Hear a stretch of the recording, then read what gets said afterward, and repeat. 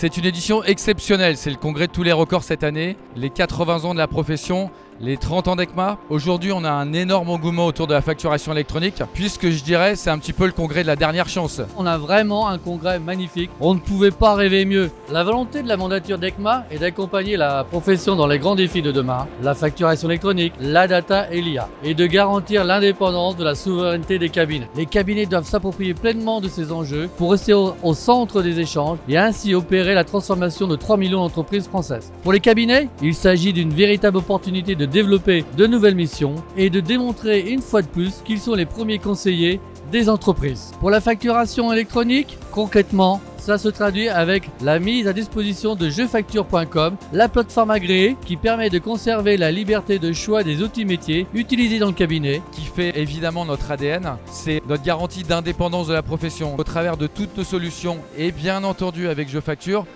Avec la nouvelle version de JeFacture, on a apporté énormément de nouvelles fonctionnalités, nouvelles plateformes, nouvelles UX, devis facture intégré à la plateforme, rapprochement bancaire avec Je Déclare. On a également le scellement avec le cachet de l'ordre, l'archivage 10 ans. On est vraiment une des rares plateformes complètement opérationnelles, compatibles avec la plupart des solutions de production de la profession. JeFacture.com, c'est plus qu'une plateforme agréée. Comme toute PA, on assure ce socle obligatoire, mais on apporte également énormément de services complémentaires, des services type 2D qui vont permettre aux experts comptables de proposer des services à valeur ajoutée auprès de leurs clients. On va proposer un module de relance, un écran pour suivre les règlements, les statuts de facture. On s'est appuyé naturellement sur le succès de jedéclare.com avec cette question d'interopérabilité. Et on a la même ambition avec JeFacture. C'est ce qui permettra véritablement aux cabinets d'intégrer JeFacture dans l'écosystème de solutions qu'ils ont au sein de leur cabinet. Notre nouveauté de ce congrès, c'est également avec JeSigne Expert, qui permet de signer le mandat de choix de l'APA pour les entreprises. Ce mandat va permettre au cabinet tiers de confiance de choisir l'APA pour le compte de son client et de l'inscrire ensuite dans l'annuaire. Une fois la réforme en œuvre, couplée à la puissance de l'IA, le métier d'expert comptable va davantage s'automatiser et les cabinets vont devoir trouver de nouveaux relais de croissance.